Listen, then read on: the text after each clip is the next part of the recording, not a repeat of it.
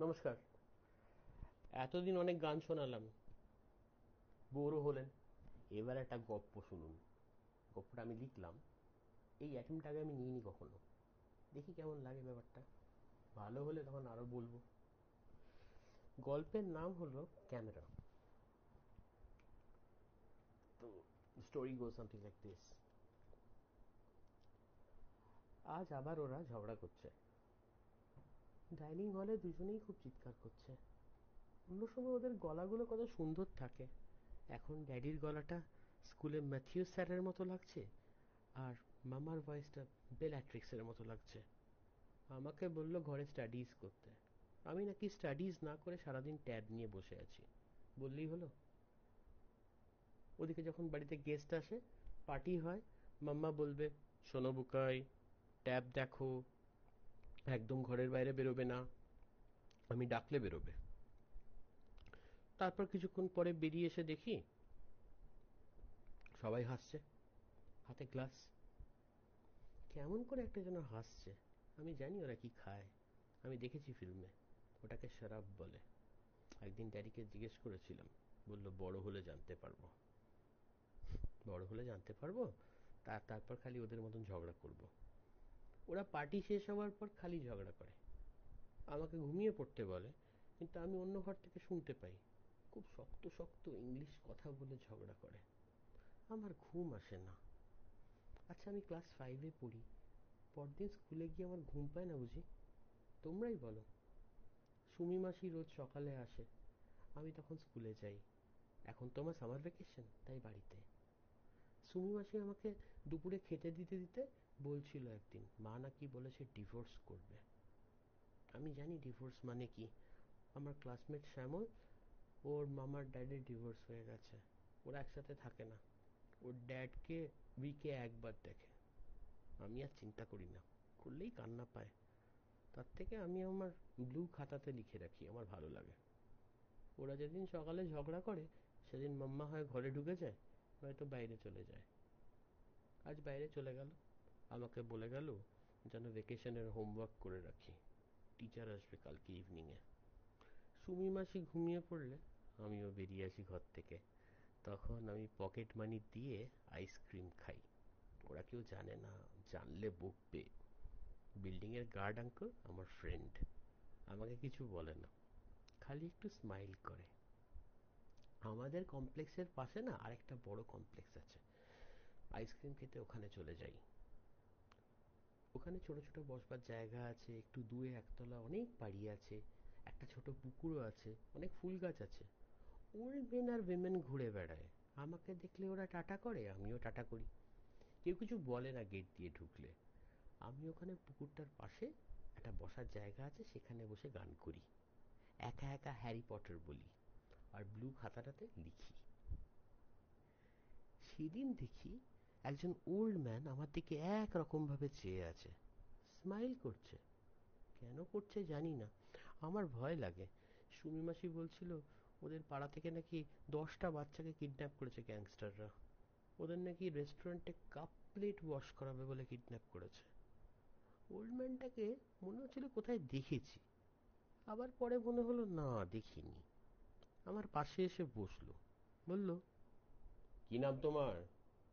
আমি বললাম বুকাই। ভালো নাম জিজ্ঞাসা করলো না, বলল, তারপর বুকাই বাবু, কি খবর তোমার? আমি বললাম, তুমি কে? বলল, আমার নাম পার্থ, আমি এখানে থাকি। তোমার হাতে ওটা লাঠি? হ্যাঁ গো, এখানে খুব বড় বড় মশা আছে, এই লাঠি দিয়ে আমি মশা মারি। এইটা শুনে আমার খুব হাসি পেয়ে গেল। আমি বললাম, তুমি গুড নাইট জ্বালাও না কেন, তাহলে মশা লাগবে না? বলল, ওরা গুড নাইট মানেই না, লাফিয়ে লাফিয়ে চোখে আর মুখে ঢুকে যায়। তাই বুঝি? হ্যাঁ গো। আর আমার এই চশমাটা, এটা ম্যাজিক চশমা, এটা রাতে পড়লে আমি জোনাকি দেখতে পাই। জোনাকি কি জিনিস? Have you heard of fireflies? Yes yes, আমি বলে উঠলাম। সেটাকেই বাংলাতে জোনাকি বলে। একটা বাংলা গান আছে জানো, সেটাতে বলে যে অনেক পুরনো কথা যখন মনে পড়ে, সেগুলো চোখ বন্ধ করলে জোনাকির মতো ঝিকমিক করে, সেই জোনাকি। আমি হাঁ করে শুনছিলাম। Memories like fireflies. ব্যাপারটা খুব মজা লাগলো। আমার ব্যাপারটা বুঝতে পেরে লোকটা বলল, তুমি দেখবে জোনাকির ছবি? আমার তোলা ছবি। আমি এক কথায় রাজি হয়ে গেলাম। চলো তাহলে। ওখানে আমার ক্যাবিন, দূরে অনেক সার দিয়ে একতলা বাড়ি, অনেক লোক ওখানে, সব ওল্ড মেন আর ওমেন। আস্তে আস্তে আস্তে হাঁটতে হাঁটতে পৌঁছে গেলাম। দেখলাম অনেক ঘর, সব ঘরের সামনে একজন ওল্ড ম্যান বা ওমেন বসে আছে। একজন আমাকে দেখে বলে উঠল, কে পার্থ, আজকে তোমার ঘরে অতিথি নাকি? পার্থ একটু হেসে বলল, বিশেষ অতিথি বলুন ব্যানার্জি সাহেব, বিশেষ ক্ষুদে অতিথি। ইনি জোনাকির ছবি দেখতে এসেছেন। বোধহয় পাশের হাউজিং কমপ্লেক্সে থাকেন। ও তাই? তা ভালো। তোমার বয়সটাই বেড়েছে হে পার্থ, এখনো তুমি বাচ্চা। শুনে পার্থ খুব জোরে হেসে উঠল। ঘরে ঢুকে তাক লেগে গেল আমার।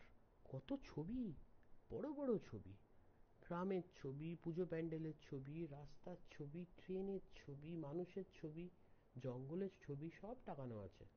জিজ্ঞাসা করলাম, এইসব ছবি তোমার তোলা? পার্থ বললেন, হ্যাঁ গো বুকাই বাবু। তারপরে আলমারি থেকে একটা বড় খাম বার করলেন, অনেকগুলো ছবি বার করলো তার থেকে। আগের বছর আমরা মানালি গেছিলাম, পাহাড়ের ওপরে ছিল আমাদের রিসর্ট। ওপর থেকে শহরটা যেমন দেখতে লাগছিল, ওই ছবিতে না জোনাকিগুলো ঠিক সেরকম লাগছে। কত জোনাকি, ঝোপের মধ্যে, চারপাশে কেউ কোথাও নেই, অন্ধকারের মধ্যে ভিড় করে ঘুরে বেড়াচ্ছে। অনেকগুলো ছবি সামনে রেখে দেখছি, কেন জানি না আমার গায়ে কাটা দিচ্ছে। হঠাৎ দেখি পার্থ এসে হাজির হয়েছে এক প্লেট মিষ্টি নিয়ে। আমি জিজ্ঞাসা করলাম, তুমি কি করে জানলে আমার মিষ্টি ভালো লাগে? পার্থ হেসে বলল, জানতাম না, চান্স নিলাম বলে একটু মুচকি হাসলো ওল্ড ম্যান। আমি মিষ্টি খেতে খেতে উঠে দাঁড়ালাম। এ ছবি সে ছবি দেখতে দেখতে একটা ছবির সামনে দাঁড়ালাম। অনেক ঠাকুর তৈরি হচ্ছে, দুর্গা ঠাকুর। পার্থ বলে উঠল, জায়গাটার নাম কুমোরটুলি। ওখানে দারুণ দারুণ সব ঠাকুর তৈরি হয়, আর ভারতবর্ষের সব পুজোর ঠাকুর বোধহয় এরাই তৈরি করেন, বিদেশেও যায়। আমি কিছু না বলে পাশের যে ছবিটা ছিল তাতে এসে দাঁড়ালাম। কালী ঠাকুরের ছবি। আমাদের হাউজিং কমপ্লেক্সে পুজো হয়েছিল, কিন্তু এই ঠাকুরটা খুব রেগে আছে, ভীষণ রেগে আছে। আমি জিজ্ঞাসা করলাম, এই কালী ঠাকুরটা তো রেগে আছে কেন গো? পার্থ হেসে বলল, মা দুর্গার থেকে মা কালীর জন্ম। একবার কি হয়েছিল জানো? প্রজাপতি ব্রহ্মার থেকে বর পেয়ে বলিয়ান হয়ে দুই যমজ দানব, নাম শুম্ভ আর নিশুম্ভ, স্বর্গ মর্ত পাতালে ভীষণ অত্যাচার আরম্ভ করে দিল। দেবতারা অতিষ্ঠ হয়ে দেবী দুর্গাকে এদেরকে বধ করার জন্য অনুরোধ করলেন। দেবী দুর্গা যুদ্ধ করতে গিয়ে এদের সাথে দেখেন, এরা তো বিশাল একটা ফৌজ নিয়ে এসছে।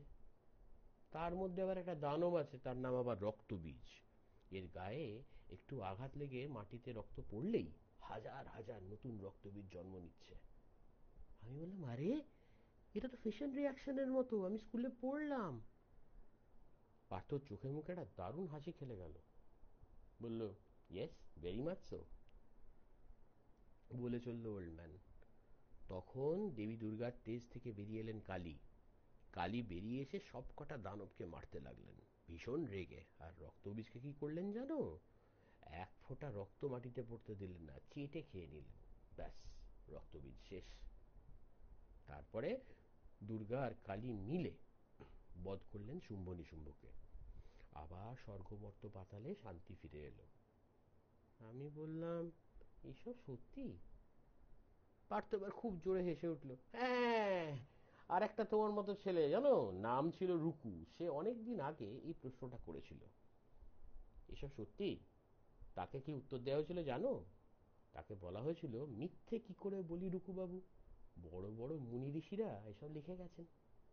তাই আমিও বলি, মিথ্যে কি করে বলি বুকাই বাবু, বড় বড় মুনি ঋষিরা তো সব এরকম লিখে গেছেন। আমি বললাম, আর একটা গল্প বলো। গল্প শুনতে শুনতে আমার মিষ্টি খাওয়া শেষ। চমচম আমার দারুণ লাগে, সাথে গল্প হলে তো আরো মজা। পার্থ বলে, না, আজকে আর নতুন গল্প নয়, কালকে এসো।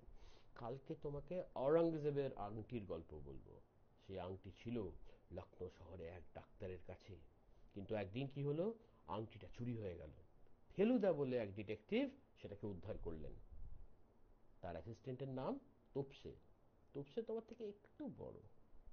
আমি দারুণ মজা পেলাম। আমি বললাম, আচ্ছা আচ্ছা, তাহলে আজ যাই? পার্থ বলে উঠল, যাই বলতে নেই, বলো আজ আসি। আমি একটু মুচকি হেসে চলে এলাম। সেই শুরু। তারপর থেকে রোজই চলে যেতে লাগলাম আমার নতুন বন্ধুর কাছে। বাড়ি ফিরে গল্পগুলো মাথাতে আবার ফিরে আসতো। আমি চোখ বন্ধ করে দেখতাম গল্পগুলো। ওদিকে মাম্মা আর ড্যাডি ঝগড়া করে যেত, আমি ঘুমিয়ে পড়তাম কোনো এক সময়। পরের দিন কি গল্প শুনবো সেটা ভাবতে ভাবতে একদিন গিয়ে দেখি কোথা থেকে এক বিশাল চার্ট পেপার জোগাড় করেছে ওল্ড ম্যান। অনেক ছবি ছড়িয়ে ছিটিয়ে আছে। দরজা হাট করে খোলা। পাশের ঘরে ব্যানার্জি বাবু বললেন, কি খুদে ওস্তাদ, দাদুর খোঁজে এসেছো? দাদু বাগানে, বলল হলুদ প্রজাপতির ছবি তুলতে যাচ্ছি। আমি চিন্তা করলাম, আমি তো কোনোদিন লোকটাকে দাদু বলিনি, বলবো। দূরে দাঁড়িয়ে ক্যামেরা নিয়ে ছবি তুলছিলেন। আমি ডাকলাম, ও দাদু। ছবি তোলা থামিয়ে এগিয়ে এলেন আমার দিকে, একমুখ হাসি। আমি যে দাদু সেটা জানলে কি করে? আমি বললাম, ওই যে পাশের ঘরে দাদুটা বলল। শুনে খুব জোরে হে হে করে হেসে উঠলেন। বললেন, এই দেখো, আমার হাসি শুনে প্রজাপতিগুলো তো ভয় পেয়ে পালিয়ে গেল। চলো আজকে তোমার ছবি তুলি। আমি বললাম, তুমি তো কোলাজ বানাচ্ছ না? জিভ কেটে বললেন, এই দেখো, একেবারে ভুলে গেছি সেটাও। যাক, আপাতত তোমার ছবি তুলি, কারণ সেটাই ইচ্ছা করছে। আমি হাসলাম। তারপর শুরু হলো ছবি তোলা। মুখ এদিকে ঘোরাও, একটু নিচু করো, একটু ওপরে তোলো। লাঠিটা পাশে রেখে পুরো বাগান জুড়ে আমার সাথে দৌড়ে বেড়াতে লাগলেন দাদু। সাথে আমিও দৌড়ে বেড়াতে লাগলাম। মনে হলো দাদু আমার ক্লাসমেট। আমি জিজ্ঞাসা করলাম, ওটা কি ক্যামেরা গো?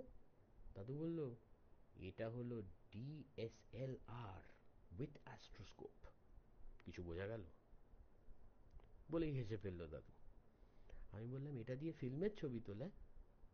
দাদু বললেন, না গো, এতে ফিল্মের ছবি অত ভালো আসে না, এতে শুধু স্টিল ছবির জন্য। আমি ভাবতে লাগলাম, এরকম ক্যামেরা দিয়ে আমি কবে ছবি তুলবো। দাদু কিভাবে জানি বুঝে গেল আমার মনের কথাটা। বলল, এই ক্যামেরাটা তুমি না হয় নিও, বলে হাসলো। আমি বললাম, এ মা, তাহলে তুমি কি করবে? দাদু বলল, আমার তো ছবি তোলা হয়ে গেছে, আর কত তুলবো। সত্যি দাদু অনেক ছবি তুলেছে, সবগুলো টাঙানো নেই। একদিন আফ্রিকার ছবি দেখলাম, একদিন দেখলাম জাপান, আর কদিন পরে দেখলাম আমার অনেকগুলো ছবি চার্ট পেপারের উপর সাজাচ্ছে। আমি বললাম, আমার এত ছবি? দাদু বলল, হ্যাঁ, একটা কোলাজ বানাবো, চারদিকে শুধু তোমারই ছবি। আমি বললাম, ওয়াও। তারপর ছবিগুলো ঘুরিয়ে ফিরিয়ে দেখতে লাগলাম। আরো অনেক ছবি পড়েছিল। হঠাৎ তার মধ্যে একটা ছবি খুঁজে পেলাম। এটা কিন্তু আমার ছবি নয়, অন্য একটা ছেলের ছবি, কিন্তু একদম আমার মতন দেখতে। সেটা নিয়ে আমি দাদুর কাছে গেলাম। এটা তো আমি নই গো, এটা কে গো আমার মতন দেখতে? দাদু হঠাৎ খুব চমকে গেল, ব্যস্ত হয়ে ছবিটা আমার হাত থেকে নিয়ে নিল। তারপর উঠে গিয়ে খানিকক্ষণ চুপ করে দাঁড়িয়ে রইল জানলার ধারে। ঘুরে আমার দিকে তাকিয়ে বলল একটু হেসে, তোমারই মতন আরেকজন বন্ধু, তোমার মতনই দেখতে। আমি বললাম, ধ্যাৎ, এরম হয় নাকি? He looks like my twin. দাদু এবার হেসে উঠল, হয় বই কি, পৃথিবীর আরেক প্রান্তে তোমার মতো দেখতে আরেকজন আছে, নিশ্চয়ই আছে। তোমার তার সঙ্গে দেখা হতেও পারে, নাও হতে পারে। আমার এই ছেলেটির সঙ্গে দেখা হয় বেইরুট শহরে, দেশটার নাম লেবানন। সেও তোমার মতন আমার বন্ধু হয়ে গেছিল। তাই তো তোমাকে প্রথম দিন দেখে বলেছিলাম, মনে হয়েছিল যেন তুমি আমার খুব চেনা। দাদু বলে মুচকি হাসলো। আমি বললাম, জানো, আমারও মনে হয়েছিল তুমি আমার চেনা। দাদু বলল, তাই? তাই হবে তাহলে, আমরা একে অপরকে স্বপ্নে দেখেছি, বলে আবার মুচকি হাসলো। আমি বুঝতে পারলাম না এর কি উত্তর দেব। অনেক স্বপ্ন তো মনে থাকে না, আবার অনেক স্বপ্ন মনে থাকে, সেখানেই দেখেছি হয়তো। জিজ্ঞাসা করলাম, তোমার কোলাজ কবে শেষ হবে গো? দাদু বললেন, এই তো কাল পরশুর মধ্যে শেষ হয়ে যাবে, তারপর তোমাকে আমি ক্যামেরাটা দিয়ে দেবো। আমি বললাম, ওয়াও, রিয়েলি, কেন দেবে? দাদু হেসে বলল, তুমি তো আমার স্পেশাল ফ্রেন্ড, তাই তো? পরদিন দেখলাম সত্যি একটা লেদার ব্যাগে আমাকে ক্যামেরাটা দিয়ে দিল দাদু। বলল, এই নাও, এটা তোমাকে দিলাম। আমি বললাম, আমি পারবো এই ক্যামেরাতে ছবি তুলতে? আমি তো কোনোদিন ছবি তুলিনি, আর এটা তো খুব কমপ্লিকেটেড ক্যামেরা। দাদু বলল, কেন পারবে না? নিশ্চয়ই পারবে। আগে একটু ভালো করে শিখে নেবে, তারপর দেখবে প্র্যাকটিস করতে করতে ভালো ছবি তুলতে পারছো। এভরিথিং ইজ অ্যাবাউট প্র্যাকটিস, বলে একটু হাসলো দাদু। আমি বাড়ি চলে এলাম। এসে ব্যাগটা রাখলাম আমার ঘরের টেবিলে। তারপর ডিনার করে ব্যাগটা খুললাম, ক্যামেরাটা রাখলাম বিছানার উপরে। অনেকগুলো পার্টস, কিন্তু এগুলো কি করে ফিট করব তো জানি না। দাদুকে জিজ্ঞেস করতে হবে। তারপর একদিন আমাদের হাউজিং কমপ্লেক্সের ছাদে গিয়ে না মুনের ছবি তুলবো, দাদুকেও ডেকে আনবো। এইসব সাত পাঁচ ভাবছি, ড্যাডি ডাকছিল, শুনতে পাইনি। হঠাৎ ড্যাডি ঘরের মধ্যে ঢুকে এলো, কোনোদিন আসে না। এসে আমার হাতে ক্যামেরা দেখে ভুরু কুচকে বলল, what is this? Where did you get such an expensive camera? এটা বলেই মামকে ডাকলো জোরে। মাম্মাও একটু বাদে চলে এলো। মাম্মা খুব অবাক। ড্যাডি এবার মাম্মাকে বলল, ছেলে কি করে বেড়াচ্ছে কিছুই তো খবর রাখো না। মাম্মা সঙ্গে সঙ্গে বলল, তুমি আর কথা বলো না, সারাদিন অফিস আর পার্টি আর অফিসের কালিগরা, ছেলের কতটুকু দায়িত্ব তুমি নাও। আমি চেঁচিয়ে উঠলাম, আমাকে দাদু দিয়েছে। কোন দাদু? কে এত দামি ক্যামেরা দিয়েছে, আমি দেখতে চাই। আমি সত্যি বুঝতে পারছি না মা আমার ড্যাড কেন এত রেগে আছে। পাশের কমপ্লেক্সে থাকে দাদু, ওই যে যেখানে ওল্ড মেন আর উইমেন থাকে সেখানে থাকে দাদু। সেই দাদু আমার গুড ফ্রেন্ড, আমাকে দিয়েছে। ড্যাডি তাতে আরো রেগে গেল, ক্যামেরাটা আমার হাত থেকে নিয়ে নিল। বলল, ওই ওল্ড এজ হোমে বুড়ো মানুষের ক্যামেরা তুমি এভাবে নিয়ে চলে এসছো? না, come out with the truth. তুমি চুরি করেছো। এভাবে অচেনা মানুষকে কেউ গিফট দেয় না। ছি ছি ছি ছি, we are ashamed of you.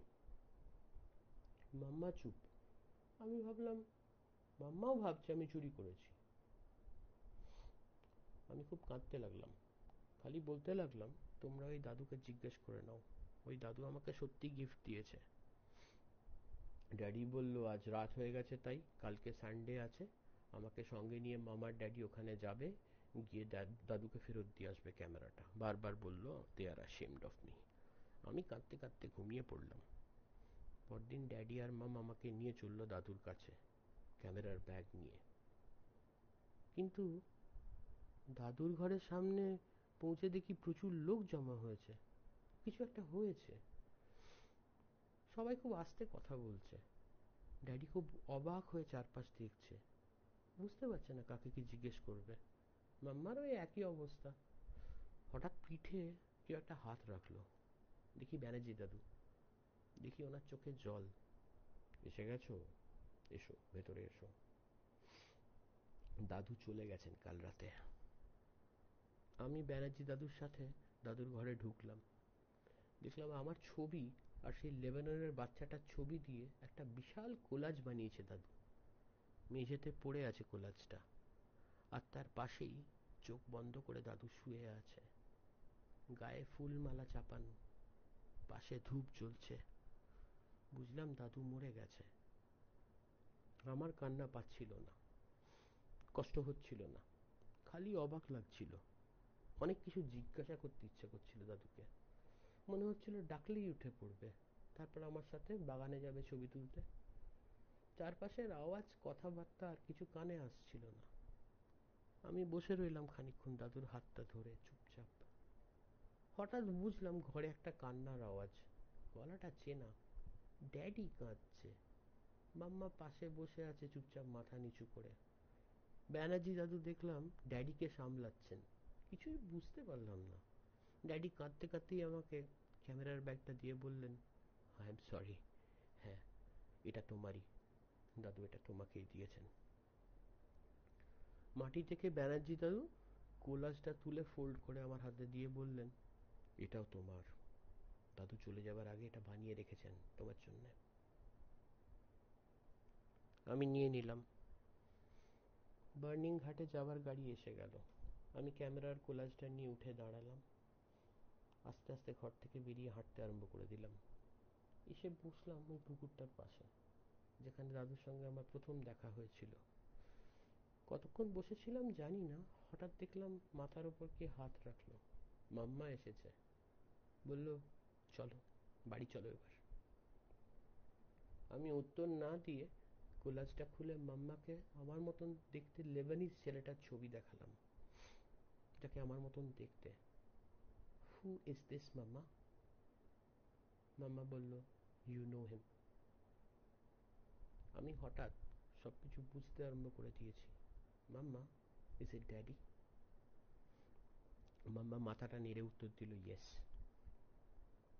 আমি উঠে পড়লাম, হাঁটতে হাঁটতে মাম্মার সাথে বাড়ি চলে গেলাম। আমার ঘরে ঢুকে কোলাজটাকে আনফোল্ড করে টেবিলে বিছিয়ে দিলাম। লেবাননের গল্পটা দাদু না মিথ্যে বলেছিল। বাবাকে ছোটবেলা আমার মতোই দেখতে ছিল। গুগলে সার্চ দিলাম, how to be a photographer.